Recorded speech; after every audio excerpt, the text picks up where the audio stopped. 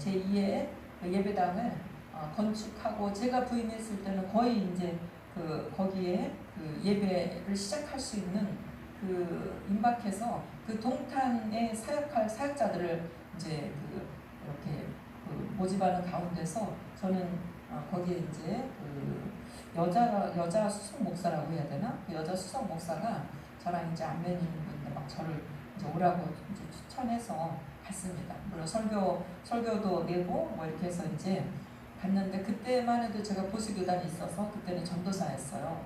근데 이제 거기 갈 때는 이제 목사 안수를 받아야겠구나 이런 마음으로 이제 갔는데 거기에서 그러다 보니까 동탄에 이제 거의 다 예배당도 다 지어졌고 이제 곧 예배 이제 드리기 시작하는데 처음에는 동탄 2도 막 사람들이 입주하는 중이었으니까 사람들이 뭐 그 주변에도 또 좀 있고 저쪽에도 있고 막 이제 아파트 입주 상황이라 여러 가지 막 버스도 잘 없고 그런 때였어요. 그래서 이제 그랬는데 거기 수요 새벽 기도를 제가 섬기는 당번이었어요. 이제 그래서 돌아가면서 이제 그 동탄 팀으로 사역자들이 이제 남자 여자 막 이렇게 한 8명 정도였었나 6명 정도가 이제 있었는데 그리고 아침에는 이 다른 원래 그 교회에 가서 이제 아침 조회를 하고 좀 있다가 이렇게 다쪽으로 다시 동탄으로 가고 계속 왔다 갔다 하는 그런 이제 굉장히 좀 힘든 시간이었죠.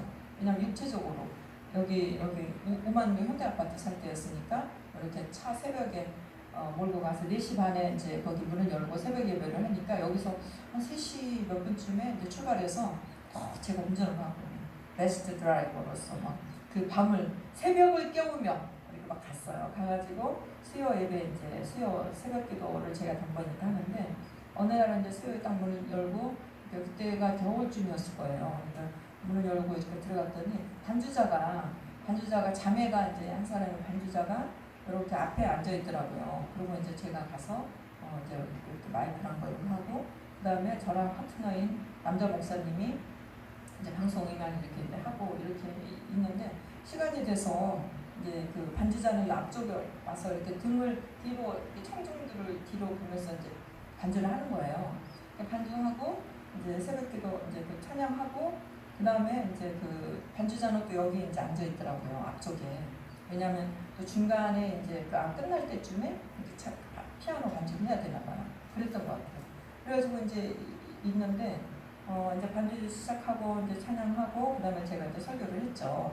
설교를 했는데 이제 그날 겨울이고 새벽이니까 또 동탄 예배당 있는 부분에 아파트들이 거의 입주가 안 됐었어요. 저 안쪽에서부터 이제 동탄 2 초입부터 입주가 되고 여기는 동탄 2 끝머리에 있는 이제 예배당이었으니까. 그러니까 그 주변에는 사람들이 별로 없으니까 새벽 주일 예배는 막 사람들이 와요. 근데 이제 새벽에는 오는 사람도 있고 안 오는 사람도 있고 그랬는데 그날은 아무도 안 왔어요. 그래가지고 저하고 반주자하고 이제 우리 목사님 이게 셋이 이제 막 이제 설교를 그냥 제가 막 했죠. 이제 기도합시다 하면서 이제 주여 하고 이제 기도를 딱 들어갔는데 저는 당연히 내가 하는 대로 했어요. 그냥 사람들이 있거나 말거나 이렇게 하는데 반주자가 갑자기 이 앞에 앉아 있었잖아요. 근데 이제 주여 하고 이제 반주를 막 이렇게 하는데 하고 이제 어느 정도 끝나면은 처음에는 피아노 반주를 막 해요. 그러다가 이제 주여 하고 기도가 막 되면은 음향에서 이제 기도 음악이 쫙 나오면은 반주자는 이제 끝나고 가는 거예요. 반주자가 막 하다가 갑자기 그러니까 사람들이 좀 있어야 기도 시작하면은 막 사람들 소리가 나오잖아요. 근데 반주자가 이제 이렇게 앞에 앉아 있으니까 뒤에 사람이 언제인지 몰랐던 거예요. 근데 반주를 막 하는데 아무 소리가 없고 나하고 내가 막 앞에서 막 기도하고 그리고 이제 저도 내려오거든요. 그러면 이제 반주자가 이렇게 하고 사람들이 좀 기도하고 그 다음에 음악이 나오면 반주자가 이렇게 나가야 되는데 반주자가 이제 거의 끝날 때쯤 되니까 자기가 너무 이상했나 봐요. 보니까 아무도 없으니까 반주자가 갑자기 그냥 깜짝 놀라더니 반주를 막 천천히 해도 되는데 막 빨리 하고 툭툭 가버리더라고. 그 생각이 납니다. 네, 내용은 없는 이야기였어요. 오늘 이제 이 상황에서 그래서 근데 이제 우리가 하나님 말씀 하나님과 같이 하니까 그때 참 그 새벽에 달리고 이렇게 그냥 가서 설교했던 그런 생각이 납니다. 오늘 본문은 우리 출애굽 23장 10절에서 17절까지 오늘 보도록 하겠습니다. 우리 지난주에 출애굽 23장 1절에서 9절까지 봤어요. 9절까지 보고 그냥 막 떠돌아다니는 풍소를 퍼뜨리지 말고, 또 왜 풍소를 터뜨리는 거는 나도 똑같은 사람이 되는 거니까, 그 말을 내가 나한테 왔을 때는 나한테 도착했을 때 그 말이 멈춰져야 된다는 거죠. 그리고 이제 가난한 자라고 무조건 편들지 말고, 또 그렇다고 또 무조건 무시하지도 말고, 이게 이제 하나님의 말씀이셨어요. 오늘은 이제 그 출애굽 23장 10절에서 17절까지를 보면서 하나님 우리에게 주시는 은혜 가운데 우리가 또 이제 깨달을 거 깨닫고 은혜 받을 거 받고 그러기를 원합니다. 제가 먼저 읽겠습니다. 너는 6해 동안은 너희 땅에 파종하여 그 소산을 거두고, 7째 해는 갈지 말고 묵혀두어서 내 백성의 가난한 자들이 먹게 하라. 그 남은 것은 들짐승이 먹으리라. 내 고도원과 감람원도 그리할지니라. 너는 6해 동안에 내 일을 하고 7째 날에는 쉬라. 내 소와 나귀가 쉴 것이며 내 여종의 자식과 나그네가 숨을 돌리리라. 내가 내게 이른 모든 일을 삼가 지키고 다른 신들의 이름은 부르지도 말며 내 입에서 들리게도 하지 말지니라. 너는 매년 3번 내게 절기를 지킬지니라. 너는 무교병의 절기를 지키라. 내가 네게 명령한 대로 아비벌에 정한 때에 1해 동안 무교병을 먹을지니 이는 그 달에 네가 애국에서 나왔으니라. 빈손으로 내 앞에 나오지 말지니라. 맺주서를 지키라. 이는 내가 수고하여 밭에 뿌린 것에 첫 열매를 거둠이니라. 수장들을 지키라. 이는 내가 수고하여 이룬 것을 연말에 밭에서부터 거두어 저장함이니라. 내 모든 남자는 매년 3번씩 주 여호와께 보일지니라. 아멘. 오늘 말씀은 이제 안식년과 안식일, 그리고 새 절기에 대한 이야기를 오늘 이제 이스라엘 백성들, 그 시내산 앞에서 이스라엘 백성들에게 하나님이 말씀하시는 것이에요. 사실 이제 우리가 오늘도 이제 우리가 주님 안에서 이렇게 살아가고 있지만, 우리가 항상 우리 입에서 하는 말이 우리 거, 내 거, 내 집, 우리 집, 내 시간, 내 돈, 막 이렇게 우리가 그런 얘기 많이 하잖아요. 근데 우리나라 사람들은 그 외국에서는 그 마이하고 아워에 대해서, 그거에 대해서 굉장히 그 구분을 한다고 했는데, 우리는 이제 되도록이면 공동체, 우리 거, 우리 아빠, 우리 엄마 이렇게 하잖아요. 근데 그럼에도 불구하고 또 내 것이라는 내 소유에 대해서 우리가 이제 그런 말을 많이 하죠. 쉽게 얘기할 때 이건 내 것인데 어쩌고저쩌고 이렇게 하잖아요. 그럴 때 이제 하나님이 우리에게, 우리의 삶 가운데에서 인생을 살아가고 있는 우리에게 가끔 이제 이런 삶으로, 또 상황으로 이런 질문을 하시는 것 같아요. 정말 그것이 내 것이더냐? 이렇게 물어볼 때가 있다는 것이죠. 어떤 환경으로. 그리고 정말 그것이 내 것이 되더냐? 이런 그런 질문하는 것처럼 어쩔 때는 상황이 우리에게 온다는 말이에요. 내 것이라고 부르면서 그것이 정말 내 손안에 머물 것이라 생각하고 내 것을 만들어 가죠. 또는 내가 수고했으니까 이것은 내 것이고, 또 내가 계획했으니까 내 뜻대로 될 것이라고 우리가 생각하기 때문에 우리가 삶을 살아가는 거잖아요. 또 내가 붙들었으니까 쉽게 사라지지 않을 것이라고 우리가 생각한단 말이죠. 그러나 인생을 조금만 살아보면은 우리도 이거를 사실은 단박에 알게 돼요. 뭘 알게 됩니까? 인생이 그렇지 않다는 것을. 인생이 녹록지 않다는 걸 우리가 알게 된다는 것입니다. 내 생명과도 같았던 엄마도 느닷없이 이상하게 생긴 꼬물꼬물한 어떤 그 아기가 생기는 순간 가차없이 나만의 소유가 아니라는 것을, 안 된다는 것을 그 어린아이 때부터 우리는 배우고 알게 된다는 것이에요. 너무 빨리 알게 되죠. 사실은 내 것이라고 굳게 믿었던 것이 어느 날 갑자기 물거품처럼 사라지는 순간들이 우리 인생에서는 정말 셀 수도 없이 많다는 것입니다. 오래 쌓아온 일이 한순간에 무너질 때도 있고, 또 아끼고 붙들었던 관계가 내 뜻대로 되지 않을 때도 너무 많아요. 건강도 그렇죠. 물질도 그렇죠. 또 우리의 그 수많은 잠을 안 자고 우리가 그 세워야 했던 그 계획들도 막상 그 다음날 아니면 그 다다음날 한순간에 수포로 돌아가는 일이 너무 많다는 거예요. 사람 관계도 마찬가지죠. 내가 이 사람을 공들이고 밥도 사주고 막 뭐하고 했는데 아주 그냥 무슨 상황에서 뒤통수를 치는 사람이 누굽니까? 바로 그 사람이에요. 그런 일을 여러분 많이 겪어보셨죠? 안 겪어보셨어요? 많이 겪어봤어요. 많이 겪어봤죠. 사업하는 분들은 더 그런 경험이 많을 것 같아요. 직장에서는 어쩔 수 없이 뭐 어떤 그 구조와 시스템 속에서 좀 보호가 되지만 사업하는 현장에서 그게 거의 되지 않는단 말이에요. 또 내가 원한다고 해서 언제나 내 곁에 머물러 주지 않는 그 사랑하는 사람도 그렇다는 것입니다. 그때 이제 우리는 사실 비로소 이제 그때 깨닫게 돼요. 아픔을 겪으면서 내가 내 것이라고 불렸던 많은 것들이 사실은 내 소유가 아니고 또 잠시 내게 맡겨졌었구나 라는 생각을 자각함으로써 우리는 어떻게 됩니까? 어쩌면 그렇게 우리는 철이 들고 나이가 먹어가고 있다는 것이에요. 반대로 내가 전혀 예상하지도 못했고 또 감히 꿈꾸지도 못했던 그런 필요한 어떤 것들이 어느 날 갑자기 놀랍게 내 삶에 툭하니 이렇게 떨어져서 내가 가지게 될 때도 있어요. 막막한 이제 길 앞에서 우연한 도움을 만나거나 아무것도 준비하지 못했는데 가장 적절한 때에 필요한 것들이 나에게 주어지면서 내 힘으로 도저히 열 수 없었던 어떤 문들이 하나 둘 열리는 그런 시간도 우리 인생에서는 있단 말이에요. 그래서 우리는 이제 이렇게 됩니다. 철이 들면서 늙어가면서 소중한 것들을 잃어버릴 때 내 것은 이 세상에 없구나 라는 것을 배우게 되고 또 뜻밖의 공급함을 또 경험하면서 역시 하나님은 살아계셔 이것을 우리가 배우게 된다는 것입니다. 그러므로 신앙은 단순히 가진 것을 지키는 능력이 아니에요. 신앙은 바로 내가 가진 모든 것이 하나님께로부터 왔다는 것을 인정하면서 하나님께로부터 내게 맡겨진 것이 내가 가진 것이구나 라는 고백하는 그 시간을 걸어가는 것이에요. 신앙. 더 나아가서 언제든지 내가 가진 물질은 또는 물건은 하나님께서 원하실 때 다시 되돌려 보낼 수 있는 자세로 살아가는 것이 바로 신앙인의 청지기의 삶이라는 것입니다.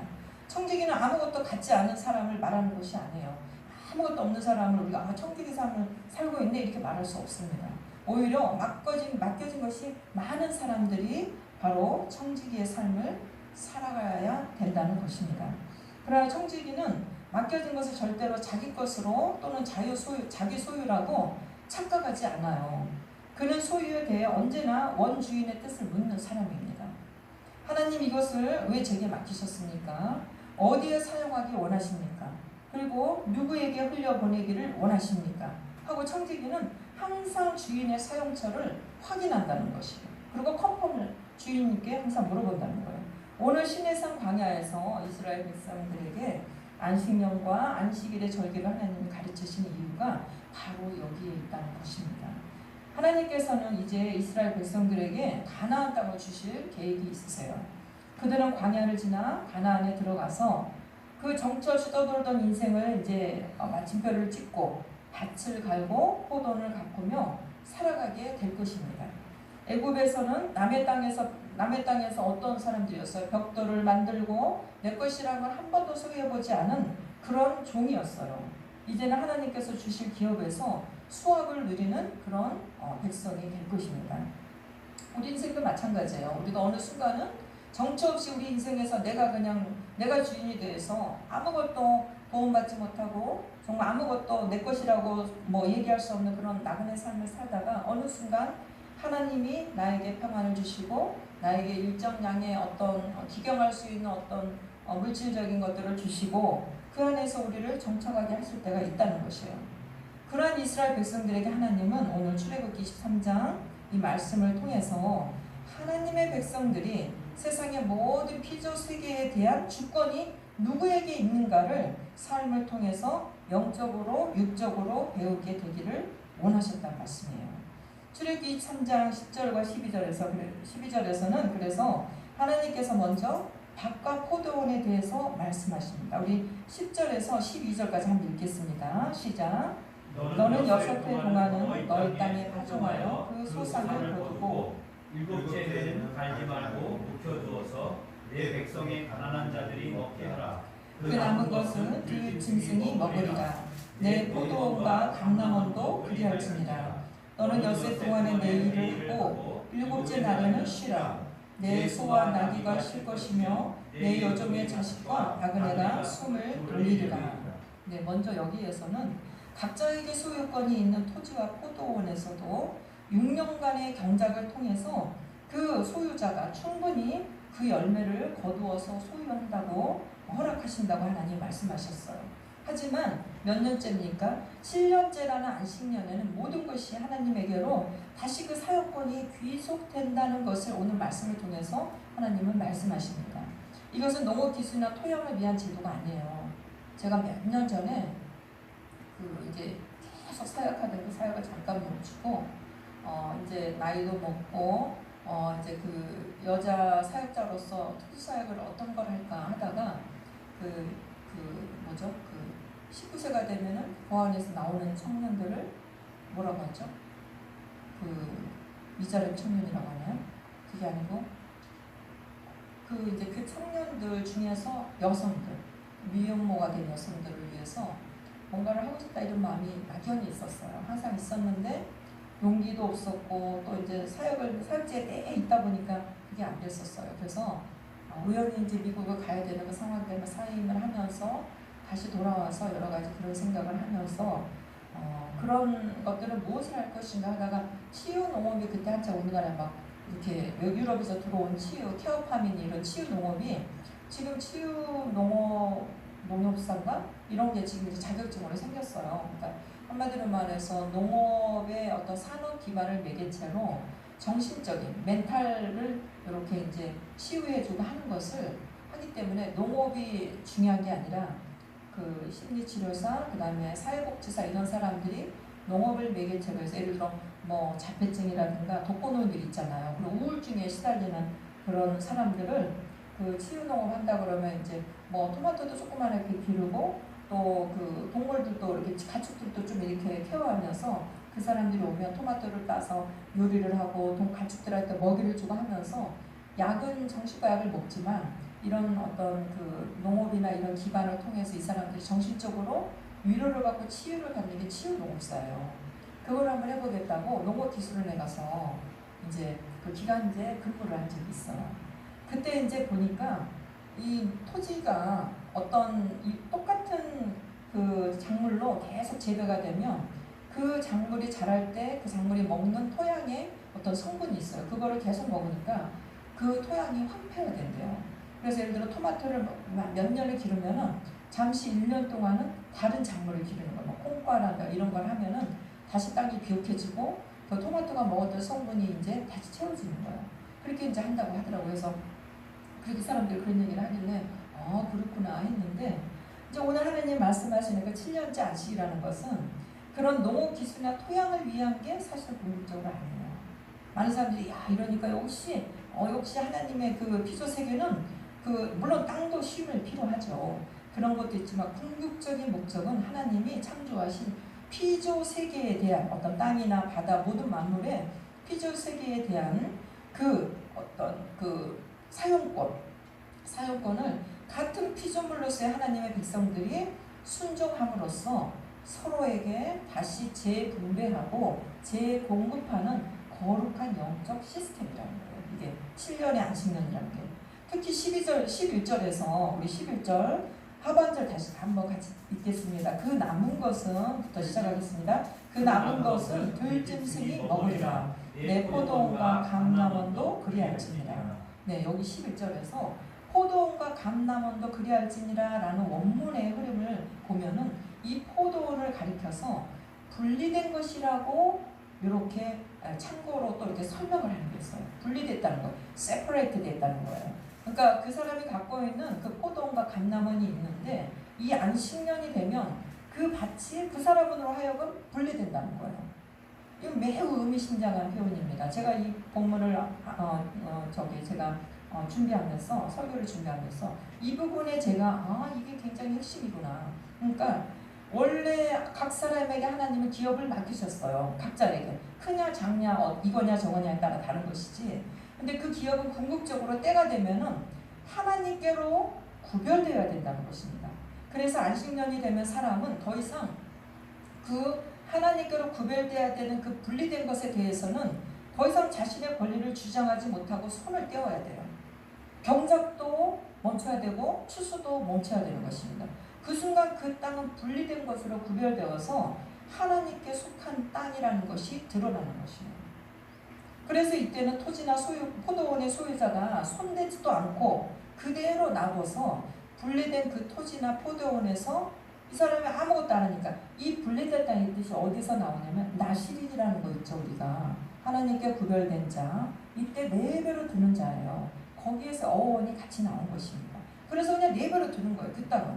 왜냐하면 그전에는 그 땅에 막 경작도 하고 비료도 줘야 되고 먼저 곡 작물을 심기 전에 먼저 비료를 막 주는 걸 시비라고 그래요. 시비도 해야 되고 막 이래야 되는데 그러지 않고 그때는 아무것도 하지 않는 거예요. 그냥 놔두는 거예요. 그냥 놔뒀을 때 그 분리된 그 땅에서 자연스럽게 자란 열매나 곡식이 소유를 경험하지 못한 소유가 없는 가난한 자들과 들짐승들에게 식량과 먹을거리를 공급하는 땅이 된다는 것이에요. 이 안식년에는 그래서 창조세계의 원래 주인이신 하나님의 공급하심의 명령 아래에 또 다른 피조물들에게 땅의 소산물들이 다시 재분배되도록 한다는 것입니다. 흥미로운 것은 하나님께서 이 제도를 통해서 가장 먼저 변화시키고자 하는 대상이 가난한 사람이나 가축이 아니라는 거예요. 바로 누구냐면 토지의 소유자라는 것입니다. 하나님께서는 땅을 가진 사람이 자신의 소유권보다 하나님의 주권을 먼저 인정해서 그 땅에 대해서 예를 들어 내가 그 땅 예를 들어 100평이다 200평이다 막 거기서 항상 수사를 내는 그 소득이 있었잖아요. 근데 그 해에는 그걸 아무것도 하지 않아서 거기서 아무 소득이 나올 수가 없습니다. 그렇지만 그것을 그 소득이 없음에도 불구하고 그 해에는 손대지 않는다는 거예요. 왜냐하면 하나님께 구별됐기 때문에. 오직 거기에서 나오는 것은 무엇이 나오든지 간에 가난한 자가 먹어야 되고 들짐승들이 먹는 하나님의 권리를 인정하는, 소유권은 나한테 있지만 사용권은 내가 없다는 것입니다. 이 땅은 내가 일구었지만 이제 그 소산물에 대해서는 이 해에는 내 것이 아니라는 것입니다. 하나님 것이다. 이것이 바로 안식년의 신비입니다. 내게 맡겨진 것이지만 내 마음대로 쓸 수 없어요. 또 내 포도원이지만 하나님께서 정하신 때에는 가난한 사람과 들짐승까지 그 열매를 누리게 나의 사용권을 내려놓아야 된다는 것입니다. 반대로 사용권이 없고 소유권이 없는 사람에게는 그 땅이 어떤 땅이 됩니까? 자신들의 것이 되는 것이에요. 그렇기 때문에 안식년의 신비는 내게 맡겨졌지만 내 것이 아니고 내게 안 맡겨졌지만 내 것이 될 수 있는 그런 재분배가 일어나는 하나님의 영적 시스템이라는 것이에요. 12절의 안식일도 같은 원리입니다. 이것이 바로 이 안식년을 통해서 하나님께 맡겨드리고 그 맡겨드림을 통해서 모든 하나님의 피조물들이 거기서 누림을 공급받는 그런 영적인 시스템을 삶으로 훈련하는 이 안식년은 영적 훈련이라는 것이에요. 12절의 안식일도 같은 원리입니다. 사람뿐 아니라 종과 나그네 그리고 소와 나귀와 같은 가축들도 이때는 쉼을 얻게 된다는 것이에요. 하나님께서는 창조세계 안에서 생명을 가진 존재가 쉼을 누리도록 질서를 세우셨어요. 이것은 여기서도 마찬가지로 하나님의 안식년의 신비와 똑같은 그런 영적 시스템이 있어요. 왜냐하면 안식일에는 다스림을 하는 사람만이 자기 마음대로 쉴 수 있어요. 다스림을 받는 사람은 육체의 쉼의 공급을 받을 수 없어요. 그런데 이 안식일을 통해서 단순히 노동을 멈추는 날이 아니라 하나님의 다스림을 받는 사람에게도 흘러갈 수 있도록 공급받을 수 있도록 하나님이 여기서도 쉼의 재분배를 주는 날이 바로 안식일이라는 것이에요. 한 개인의 다스림을 받는 인간과 동물이 하나님의 통치 아래에 그 노동과 또 일을 멈추고 다시 지친 영과 육을 회복하는 그런 영과 육의 쉼의 재분배를 받을 수 있다는 것입니다. 결국 안식일과 안식년은 하나님의 백성에게 창조 질서를 몸으로 배우게 하는 언약의 훈련이었다는 것이에요. 하나님만이 모든 피조 세계의 주인이시며 인간은 그분의 청직이라는 사실을 소유자들이 자신들의 권리를 포기함으로써 그걸 반복해서 배울 수 있게 하셨고 또 그걸 통해서 정말 아무것도 가지지 않은 자들 그리고 다스림을 받는 자들이 하나님의 영적인 다스림과 하나님의 공급하심을 받을 수 있다는 것입니다. 그래서 안식년에는 사람이 손대지 않는 땅, 아까 그 분리된 곳이라고 그랬죠. 않은 땅에서 아무것도 누구도 경작하지 않고 누구도 거두지 않는데 하나님의 은혜로 하나님이 내리신 해와 비와 공기가 자라게 한 하나님의 거두게 한 열매가 그 열매를 필요로 하는 모든 생명들에게 아무 차별 없이 흘러가는 그런 영적인 그런 시스템의 날이라는 것이에요. 따라서 안식년은 영적인 훈련이면서 동시에 이스라엘 백성들이 그 하나님의 훈련을 몸으로 배우는 체득하는 그런 훈련의 시간이었습니다. 영적으로는 하나님 백성이 모든 피조 세계의 주인이 하나님이심을 인정하는 훈련이었고, 육적으로는 그 쉼과 멈춤을 통해 지친 생명들의 회복을 얻게 하는 그런 육적 훈련이었어요. 이제 이러한 하나님의 주권은 예배와 절기로 나타나야겠습니다. 우리 13절 읽겠습니다. 시작. 내가 내게 이른 모든 일을 삼가 지키고 다른 신들의 이름은 부르지도 말며 내 입에서 들리게도 하지 말지니라. 네, 13절에서 하나님께서는 갑자기 다른 신들을 부르지 말라고 이렇게 말씀하세요. 마치 앞의 내용과 어떻게 보면은 조금 달라 보이지만 사실은 매우 자연스러운 명령이라는 것입니다. 왜냐하면 10절과 12절에서 하나님이 땅의 주인이 하나님이심을 잊어버리면 그 사람은 그 안식년을 쉴 수가 없어요. 그러다 보니까 그 사람은 안식년을 쉴 때 어떻게 해야 됩니까? 안식년을 믿음이 약해서 쉬기는 쉬지만 그 쉼의 시간 동안에 거두지 못한 것들에 대해서 이 사람은 불안과 안절부절 그 거두지 못한 것에 대한 그 안타까움을 우상을 찾아가서 채우려고 한다는 것이에요. 수학의 주인이 하나님이심을 잊어버린다면 이 사람은 안식년의 쉼 동안 더 많이 얻기 위해서 우상의 방식으로 살아가게 된다는 것입니다. 그렇기 때문에 이 사람이 안식년과 안식일을 자기가 하나님을 신뢰하면 멈출 수 있는 사람은 우상을 바라보지 않지만 그 쉼을 쉬기는 쉬되 또 이스라엘의 모든 백성들이 다 쉬기 때문에 쉬지만 그 불안과 염려가 쌓여진 사람은 우상의 방식으로 그 쉼의 시간을 메꾸려고 노력하면서 다른 신들의 이름을 부르게 된다는 것이에요. 가나안 땅에 갔을 때 특히 가나안 땅에 가면 어떻게 합니까? 이스라엘 사람들이 정복하고 살아가야 될 가나안 땅의 사람들은 비와 풍요와 다산을 얻기 위해서 우상을 엄청나게 섬겼어요. 그렇기 때문에 이스라엘 사람들도 안식년 동안 또는 안식일 동안 그 쉬는 동안에 자신들이 거두지 못할 것에 대한 그 안타까움을 그 어떻게 세상의 욕망으로 이것들을 어떻게 할까 이거 고민하다가 그 가나안 사람들이 섬기는 우상을 섬길 수밖에 없었다는 것입니다. 그래서 하나님은 오늘 그런 얘기를 하시는 거예요. 너희의 먹을 것, 너희의 쉼, 너희의 수확은 다른 신들이 주는 것이 아니다. 나 여호와가 준다. 그러므로 그 이름조차 너희 입에서 두지 말아야 된다는 것이에요. 혹시라도 이 땅에 지금 내가 이번 달에는 멈춰야 되는데 올해는 내가 쉬어야 되는데 우리 딸의 그 학교 등록금은 내가 어떻게 준비하지? 라고 하면서 이방 신들을 바라보는 그 이름조차도 입에 넣지 말라는 것이에요. 이러한 가르침은 1년의 절기를 통해서도 계속 반복되었습니다. 우리 14절에서 17절 같이 한번 읽겠습니다. 시작. 너는 매년 3번 내게 절기를 지킬지니라. 너는 무교병의 절기를 지키라. 내가 네게 명령한 대로 아비벌에 정한 때에 이래 동안 무교병을 먹을지니 이는 그날에 내가 애굽에서 나왔습니다. 빈손으로 내 앞에 나오지 말지니라. 맥주절을 지키라. 이는 내가 수고하여 밭에 뿌린 것의 첫 열매를 거둠이니라. 수장절을 지키라. 이는 내가 수고하여 이룬 것을 연말에 밭에서부터 거두어 저장함이니라. 내 모든 남자는 매년 3번씩 주 여호와께 보일지니라. 이제 연중훈련 계획으로 하나님은 3절기를 명령하셨어요. 무교절, 맥주절, 수장절입니다. 한 해가 어떻게 보면 처음과 중간과 끝을 얘기하는 거예요. 이 절기들은 모두 시간 속에 새겨진 신앙의 표지였어요. 무교절은 애굽에서 구원하신 하나님을 기억하는 절기였습니다. 급히 떠나야 됐던 그 6월절의 죽음의 밤에 누룩을 넣을 시간도 없이 먹었던 그 떡을 기억하면서 이스라엘은 고백했습니다. 우리가 우리 힘으로 나온 것이 아니야. 우리가 그 하나님의 그 생명을 그 예국 사람들의 생명을 하나님이 이렇게 가져가시면서 그 애굽 사람의 죽음을 통해서 우리가 대신 살아났던 날이야. 하나님께서 우리를 건져내셨어. 라고 하면서 그 무교절을 지켰다는 것입니다.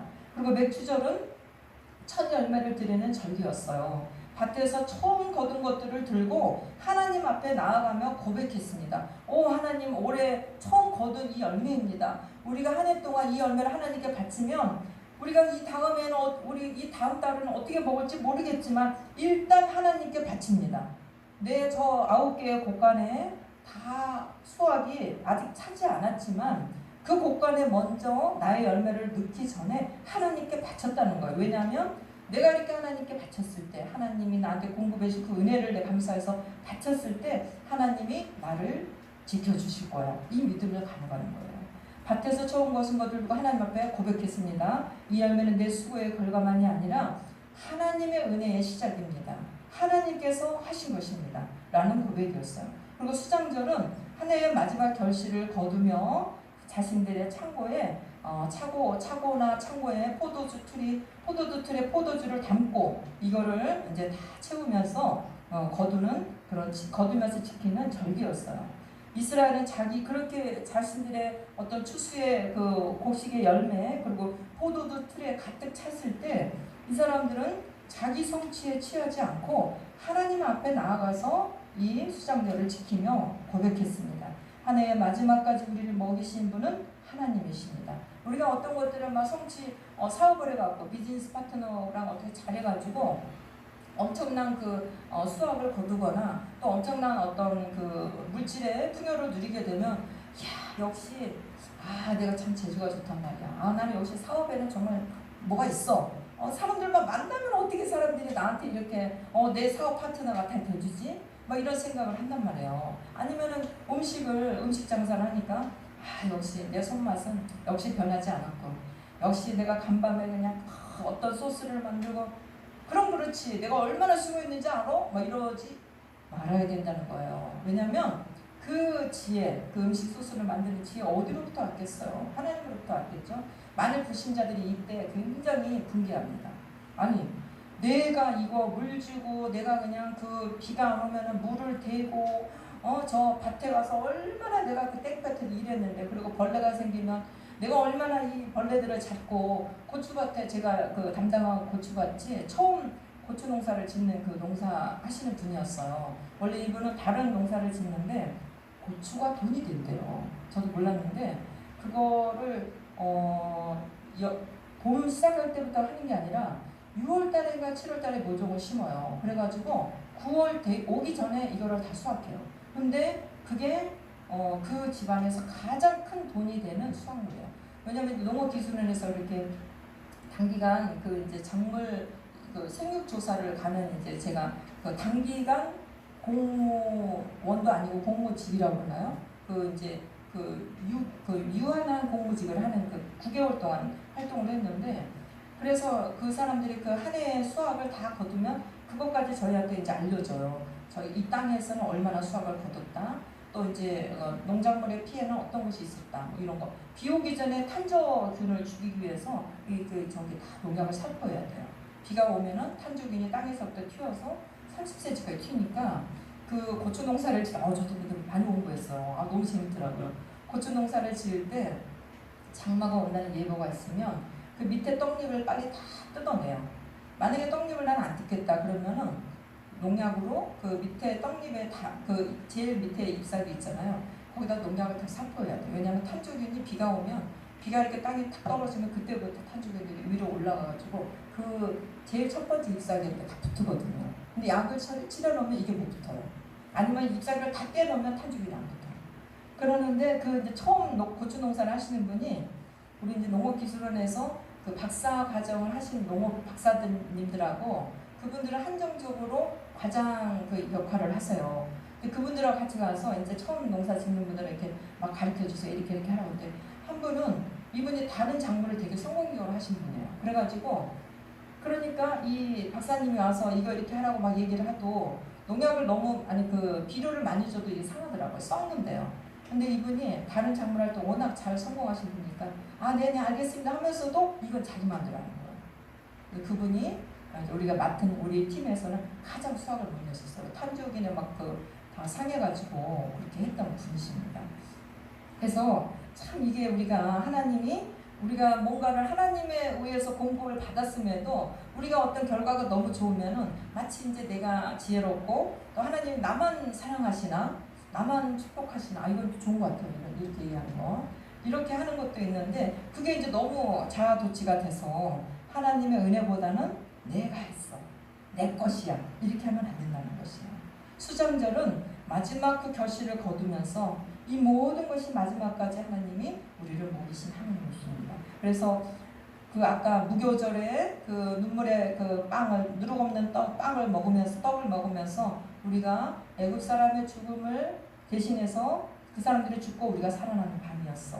그건 우리의 힘이 아니었어. 라는 거 고백하고 첫 열매를 거두면서 하나님이 또 하나님의 은혜가 올 한 해도 시작되시는구나. 하나님 감사합니다. 수장되는 마지막 그 결실을 이제 다 차고에 넣으면서 하나님 여기까지 우리를 먹이시는구나. 감사합니다. 이래서 한 해를 계속 하나님께 하신다는 거예요. 안식일에는 또 하나님께 와서 또 예배 드리면서 이렇게 해서 10절에서 17절까지의 흐름은 딱 하나예요. 하나님께서는 땅을 통해 가르치시고 시간을 통해 가르치시고 절기를 통해 가르치시면서 땅도 하나님의 것이요 시간도 하나님의 것이고 모든 이 피조세계의 수학도 하나님의 것입니다 라는 것을 고백하는 게 바로 오늘 하나님의 말씀이셨어요. 그러므로 하나님의 백성은 땅에서 하나님의 주권을 인정하고 또 쉼에서 하나님의 다스림을 우리가 감사하고 예배에서 하나님의 은혜를 기억하는 그런 서클을 우리가 계속 돌아야 된다는 것입니다. 마지막으로 하나님께서는 내 모든 남자는 매년 3번씩 주 여호와께 보일지니라 라고 하셨어요. 이것은 단지 종교 행사에 참석하라는 그런 단순한 명령이 아니세요. 농사를 짓는 사람들에게 절기마다 하나님 앞에 올라간다는 것은 쉬운 일이 아니었어요. 왜냐하면 하나님의 절기에 온다는 것은 어떻게 합니까? 예루살렘으로 갔어야 됐었어요. 이 사람들은 하나님의 그 성전으로 갔어야 되고 지금은 뭐 앉아서 TV 틀어서 나 오늘 예배 드립니다 그렇잖아요. 거실에 쫙 이렇게 늘어지고 앉아가지고 그쵸? 그렇게 할 수 있다고 얘기들을 하는데 사실 잘못됐죠. 근데 이스라엘 사람들은 그 절기마다 저 멀리서도 하나님께 왔어야 했었어요. 그러는데 이거 자체가 절기마다 올라가는 거 얼마나 어렵겠어요. 근데도 밭을 비워야 되고 집을 떠나야 되고 자기 일정을 내려놓아야 해요. 그러나 하나님께서는 바로 그 행위를 통해서 이스라엘이 배워야 될 그 중요한 신앙을 가르치시겠다는 거예요. 그게 뭐냐면 너의 삶의 중심은 밭이 아니라는 것이에요. 바로 나라는 것입니다. 너의 안전의 근거는 창고가 아니고 가득 찬 창고가 아니라 바로 나라는 것이에요. 우리 안전의 근거는 저 주식 막 삼성, 하이닉스 그 올라가는 종목이 아니고 바로 하나님이라는 것이에요. 너의 미래의 보장은 수확량이 아니라 하나님의 언약이라는 것입니다. 이러기 위해서 하나님이 그 멀리서 하던 일을 멈추고 갑자기 오늘 비가 오는데 좀 이거 바꾸라고 좀 열어야 되는데 절기에 가야 돼 이러면서 그냥 막 구시렁구시렁 하나님은 뭐 이렇게 자주 오시라고 하셔. 다 여기서도 마음을 갖고 있는데 말이야 이렇게 하지 말라는 것이에요. 사랑하는 성도 여러분, 우리는 오늘 안식년을 문자 그대로 지키지 않습니다. 지금은. 그러나 안식년과 안식일이 가르치는 신앙의 목적은 여전히 우리 안에 역사해야 된다는 것이에요. 우리는 일해야 됩니다. 성실해야 돼요. 맡겨진 삶을 책임있게 살아갈 수 있어야 됩니다. 그러나 동시에 멈출 줄 알아야 돼요. 하나님께 돌려드릴 줄 알아야 돼요. 하나님께서 멈추라고 하시면 멈춰야 되고 하나님께서 돌려주라고 하면은 우리를 통해서 다른 사람들에게 흘려보낼 수 있어야 된다는 것이에요. 하나님께서 내게 맡기신 것이 내 손 안에만 머물지 않게 해야 된다는 것입니다. 지친 사람들에게는 나를 통해서 쉼을 얻게 해줘야 되고 부족한 사람에게는 나의 것들이 양식이 되어야 되고 공동체 안에서는 나의 갖고 있는 탤런트들이 은혜를 끼칠 수 있어야 된다는 것입니다. 그것이 하나님의 주권을 믿는 사람의 삶이라는 것이에요. 하나님께 구별된 것은 하나님께서 사용하십니다. 안식은 아무것도 하지 않는 것이 아니라 하나님이 주인이심을 인정하는 믿음의 행위를 적극적으로 하는 것입니다. 오늘 우리도 이 말씀 앞에서 다시 서야 합니다. 내 삶의 주인은 내가 아닙니다. 내 수고의 열매도 나만을 위한 것이 아니라는 것이에요. 내 시간도 내 마음대로 쓸 수 있는 절대적인 소유가 아니라는 것입니다. 우리의 일상이 바로 그 고백이 되기를 원합니다. 우리의 심이 하나님의 주권을 인정하는 믿음이 될 수 있기를 원합니다. 최소한 우리가 가장 간단하게 하나님께 우리 재정과 우리의 모든 것을 드리는 첫 번째 우리의 행위는 바로 11조예요. 최소한 아무리 내가 어렵고 힘들어도 11조를 낼 수 있는 믿음은 있어야 된다는 것입니다. 11조를 낼 수 있는 믿음, 이게 어떻게 사용되면 그건 하나님의 몫이에요. 우리의 나눔이 하나님의 창조 질서를 드러내는 통로가 될 수 있어야 된다는 것입니다. 우리의 예배가 내 삶의 모든 것이 하나님께 속했다는 가장 기쁜 고백이 될 수 있도록